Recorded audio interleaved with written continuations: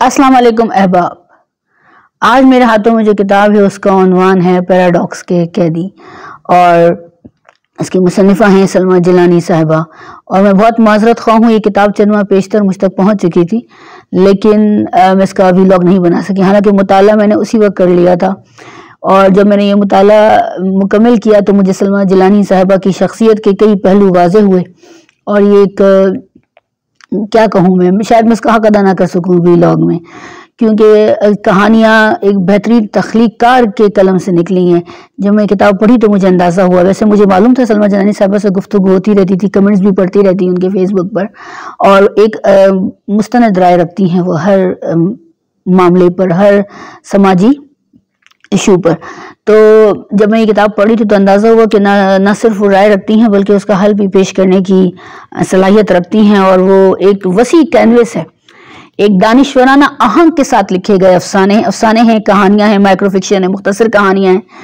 तो जो एक उनका इंटेलेक्चुअल लेवल है, जिनके वो मुल्क से बाहर भी जा चुकी हैं, वहाँ पढ़ा है, पढ़ाती रही हैं, पढ़ा रही हैं, तो उसके जो उनका विजन है वो बहुत वसी है और वो उसी वसी तनाजुर में वो दुनिया को देखती हैं और लोगों का मुशाहिदा करती हैं। तो एक बहुत ही खूबसूरत तख्लीक वजूद में आती है। और मैं आपको क्या बताऊं, इसका जो सबसे पहला अफसाना जो है पैराडॉक्स के कैदी, वो कराची के अलमिये पर, बड़े शहर के बड़े अलमिये, बदकिस्मती से वो उसी पर लिखा गया है और क्या खूबसूरती से लिखा गया है। बहुत सारे लोगों को शिकायत है, हमारे बहुत सारे कराची के अहबाब को, कि कराची के ऊपर कहानियां नहीं लिखी जा रही हैं। आप पढ़ें तो आप उस पर देखें तो फेसबुक पर भी देखें और अपने इर्द गिर्द भी देखें, कहानियां लिखी जा रही हैं। तो मैंने भी लिखी हैं कराची पे कहानियाँ, मज़ीद भी लिखूंगी, शायद मैं नॉवेल भी कराची पे लिखूँ अगर वो नॉवेल में मुकम्मल कर सकी तो। मगर सलमा जिलानी साहिबा के कलम की बहुत ही ख़ास बात है कि उन्होंने मुख्तसर, जामे और भरपूर कहानी बयान की है। कर्बनाक कहानी को बड़ी खूबसूरती से बयान किया है उन्होंने और दिल में दर्द जगा दिया। जब जो भी ये कहानी पढ़ेगा पैराडॉक्स के कैदी, उसको अंदाज़ा होगा कराची के अलमिये का, कराची की लाकानूनियत का, कराची के सियासी अलमिये का, कराची में जो मसनूई गुंडागर्दी की गई थी उस अलमिये का मालूम होगा। बहुत सारे लोगों को मालूम भी है, लोग कहते नहीं हैं, ये बड़ी जरूरतमंदी है कि आप उसको लिख दें, कहा फिक्शन की सूरत में। तो सलमा जिलानी साहिबा ने हक अदा किया कराची का, इसके लिए मैं उनको सलाम पेश करती हूँ। ये बहुत खूबसूरत अफसाना है पैराडॉक्स के कैदी। इसके अलावा दूसरे अफसानों, मुख्तसर कहानियाँ और माइक्रो फिक्शन में भी मुसन्निफ़ा ने बहुत चाबक दस्ती और कलमी फनकाराना सलाहियत के साथ कहानियाँ बयान की हैं।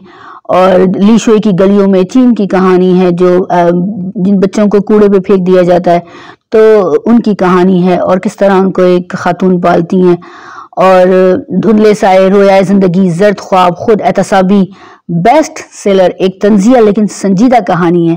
तो पसंद आएंगे आप लोगों को ये अफसाने बहुत। कंदील और कसीफ रूहें और बेरंग पैवंद, ख्वाहिशें ना तमाम, ये तमाम अफसाने इनके बहुत चाबक दस्ती के साथ लिखे गए हैं और अदबी चाशनी इनमें मौजूद है। और ये कहते रहते हैं हम लोग अक्सर, हर एक को कह देते हैं वो अदीब है, वो अदीब है। नहीं, अदब जो है, जो तख्लीक़कार है वही सच्चा तख्लीक़कार ही अदब तख्लीक कर सकता है, जो अपने ज़मानो मकान और अपने खित्ते का और अपने शहर का अलमिया बयान करे। तो अदब वही है, असली अदब वही है। तो सलमा जिलानी साहिबा ने हक अदा किया है अदब का, अपने कलम का और अपने खूबसूरत जहन का, अपने खूबसूरत दिल का।